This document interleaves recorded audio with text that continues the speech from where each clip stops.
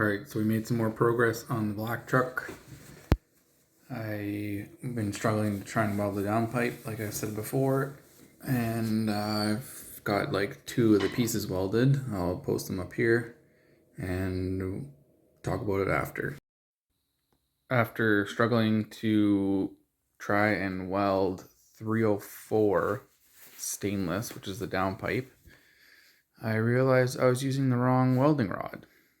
Or sorry, the wrong gas.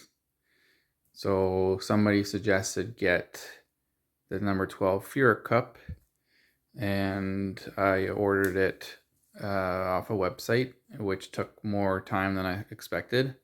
But I needed the adapter, the cup, and I needed to refill the argon. Well, in refilling the argon, I ended up using the MIG gas, which is the completely wrong gas. And it looked like, yeah, it didn't look very good. I'll show a picture up here if I can. And then after I figured that out, I had some half decent welds